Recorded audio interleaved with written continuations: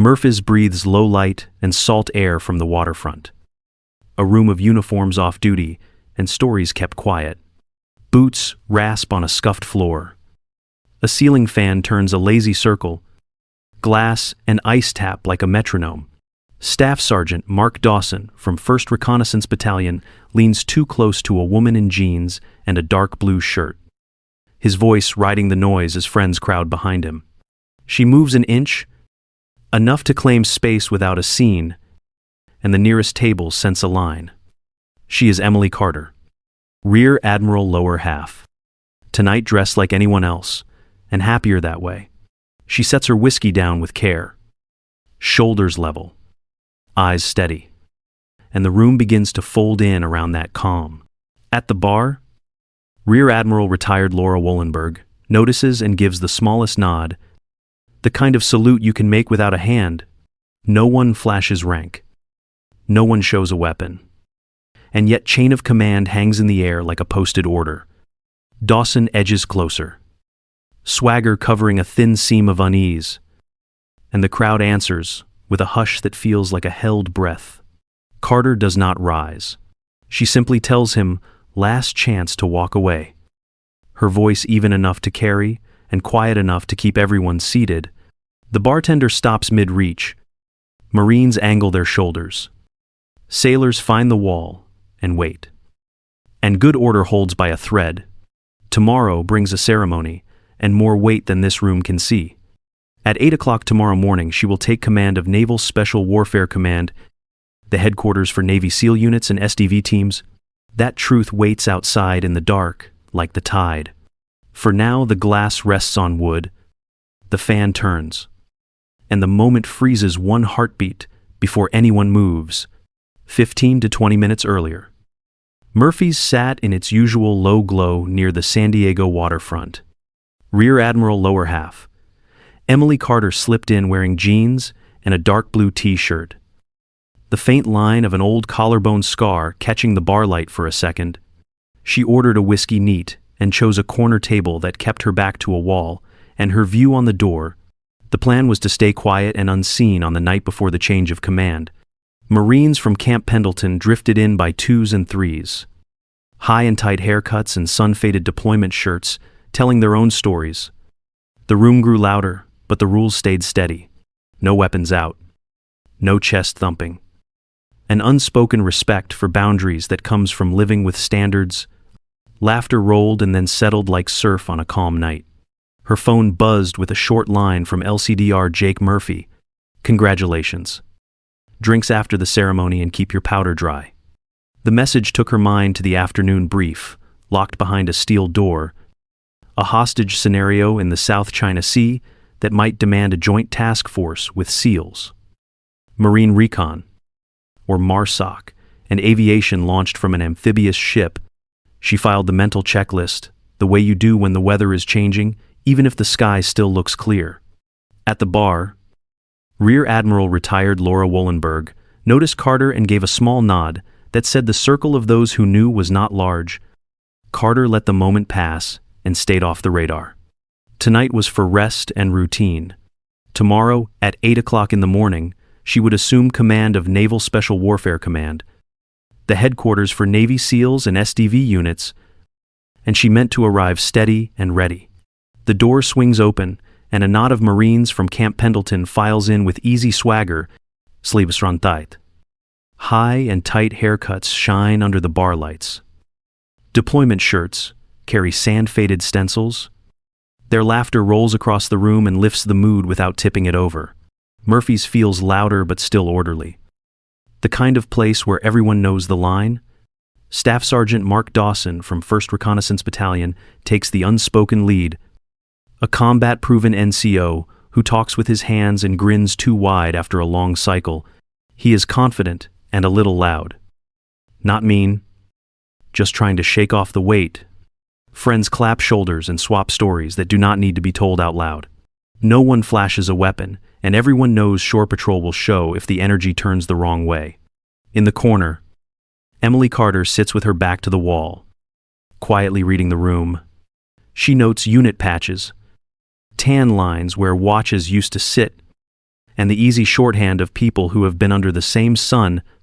The bartender trades quick jokes while keeping an eye on elbows and space, moving glasses like chess pieces.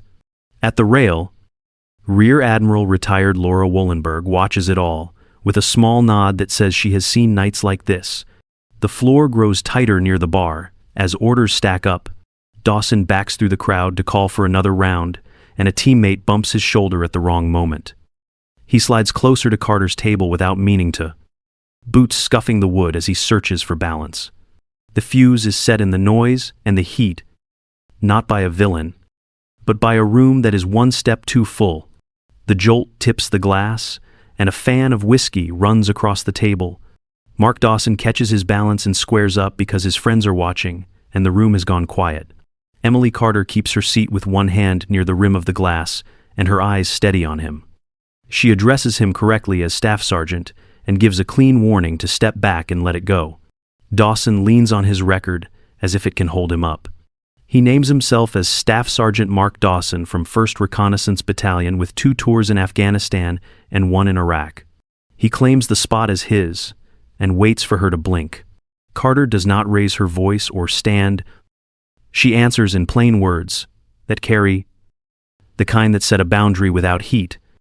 No one reaches for a weapon, and no one issues an order that has no place in a bar. The awareness of good order and discipline hangs over the tables like a reminder that Shore Patrol can walk in at any minute if the line is crossed. Dawson steps in closer, and the noise of the room thins to the scrape of a boot and a breath. Carter meets his eyes and sets the final boundary that ends the talking and cues a controlled response in the next heartbeat.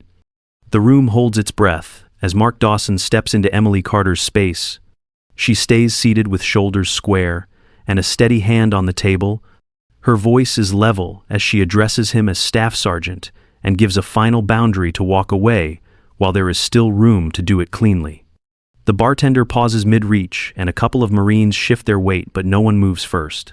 Carter runs the checklist in her head the way training teaches. Verbal de-escalation comes first. Minimum force. If force is needed, no weapons in a bar, and everyone here knows Shore Patrol or local police can be called. If this tips into a real incident, Dawson plants a hand on her shoulder and gives a rough shove that jolts the chair and scrapes a boot across the floor. That contact crosses the line between noise and action. Carter does not flare or rise into a fight.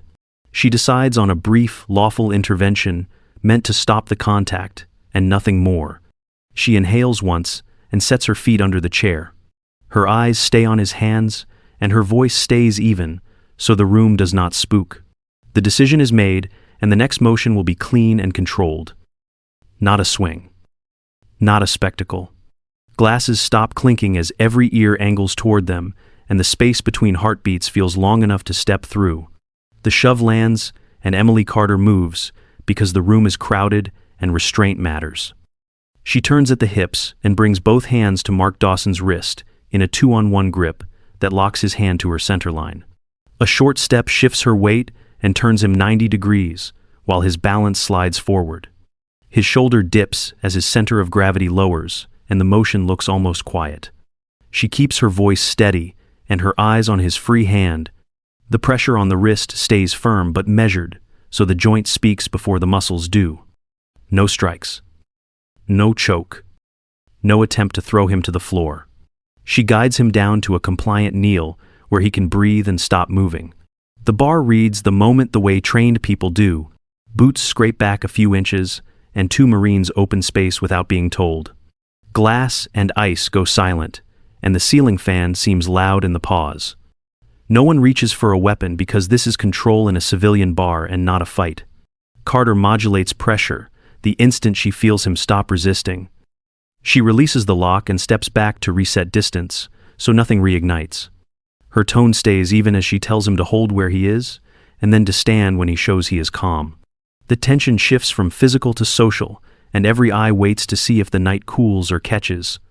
The door opens, and LCDR Jake Murphy steps in with Command Master Chief Daniel Ortiz, both moving with the easy precision of men who do this for a living. They scan posture, hands, and space, without blocking exits, taking in the wrist control at a glance. Murphy greets Emily Carter with a respectful ma'am that acknowledges her flag status without naming it. Ortiz angles to a position that gives room to everyone and keeps a clear lane to the door. Carter releases pressure. The moment compliance is obvious and resets distance, so nothing reignites. Her shoulders stay level, voice low, and hands open where everyone can see them, which reads as disciplined use of force in a civilian bar. The bartender keeps the rail clear and stays neutral, ready to call if needed, but hoping not to. Good order and discipline holds because people follow cues. A ripple passes through the Marines as a few recognize senior SEAL leadership by bearing and insignia. Heads tilt, voix drop, and boots shift back a half step without anyone being told. Murphy keeps his tone advisory, not a bark, and addresses Dawson as Staff Sergeant while referring to Carter as Admiral and Ma'am. Ortiz watches hands and eyes, not faces. Like any seasoned senior enlisted would, Dawson stands with his weight under him again. The heat gone and the lesson settling in. Carter de-escalates by letting the silence do most of the work, and the room resets from threat to normal noise. The bar exhales as if a valve opened. What happens next will not be about force at all. And the stage is set for why she is here on the night before bigger news. The noise settles into a steady hum as Rear Admiral retired Laura Wollenberg lifts her glass toward the corner. She invites Emily Carter to share her news without turning it into a show. And the bar leans in. Carter steps forward with the same calm that ended the scuffle and keeps her hands easy at her sides. Her words are simple and clear as she states that at 8 o'clock in the morning tomorrow, after the change of command, she will assume duties as Commander, Naval Special Warfare Command. She explains what that means in plain terms that travel to every table. Naval Special Warfare Command oversees Navy SEAL teams, SEAL delivery vehicle teams, special boat teams, and the commands that support them. These units make up Naval Special Warfare within U.S. Special Operations Forces, which is the correct umbrella for SEAL elements. The term Special Forces belongs to the Army Green Berets, and the distinction matters to people who wear these uniforms. The room shifts in one quiet motion. Marines stand a little straighter, and sailors set their glasses down with care. Staff Sergeant Mark Dawson processes the scene with a look that goes from heat to understanding. Then to respect. Murphy's breathes again as forms of address settle into place. Ma'am for the flag officer. Admiral for the role. Staff Sergeant for the non-commissioned leader. And no one needs raised voices for the message to land. The room holds a respectful quiet after the reveal. Staff Sergeant Mark Dawson stands with shoulders back and offers a plain apology with no excuses. Emily Carter keeps the moment steady by inviting him to sit so the lesson lands without taking his dignity. A few boots shift, and then the bar settles again. Carter shares a lesson in simple terms from a recent joint mission in eastern Syria. A joint special operations task force brought Navy SEAL elements together with MARSOC raiders and Marine Recon. The intelligence picture failed in the first hour, yet the team adapted with clear roles, short comms, and disciplined movement. Judgment under pressure mattered more than volume. And restraint tonight protects the cooperation everyone may need tomorrow. A young Marine named Corporal Alex Whitman mentions a family story tied to Africa, and Carter aligns it cleanly. He heard about a Somalia rescue that involved JSOC and support from naval elements, and the unit his brother quoted was 3rd Special Forces Group, which tracks. The point is not to trade war stories, but to keep the facts straight and the respect mutual. Carter frames the whole bar incident as a choice to build a bridge so that when the real call comes, the services move as one. The hush holds as Emily Carter signals for fresh drinks and rises with a quiet steadiness that feels like a standard being set. Marines and sailors straighten without being told, and the bartender pauses with a towel in his hand. Rear Admiral retired Laura Wollenberg offers a brief nod that says the room is in good hands. Carter lets a breath settle the space and keeps her voice low, and even so, the moment belongs to everyone. She paraphrases a simple truth, often linked to Washington, that it is what you do that makes an officer, not what you wear. She lifts her glass and gives the words, "To the fallen with the weight of a formation salute," The answer comes back as one voice, and then the clink of glass on glass fills the bar like a tide that rolls in and smooths the sand. Staff Sergeant Mark Dawson holds his gaze steady and answers with the same respect as the rest.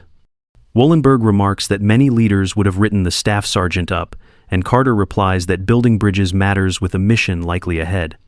No one needs more than that, because the point has already landed. The room begins to breathe again, and the noise returns in soft layers, low talk, and careful laughter that do not break the mood.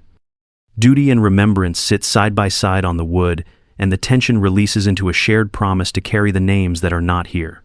The quiet after the toast holds for a beat as Staff Sergeant Mark Dawson snaps to attention. He offers a simple apology without excuses. Voice steady. Shoulders squared. Rear Admiral Lower Half Emily Carter accepts the moment without ceremony and invites him to sit so the air stays calm. They seal mutual respect with a firm, brief handshake that fits military etiquette. Dawson explains that his Marine Recon platoon is slated to head to the Pacific and that he is ready to provide reconnaissance support if called. Carter listens and takes it in like a checklist, turning it into practical notes in her head.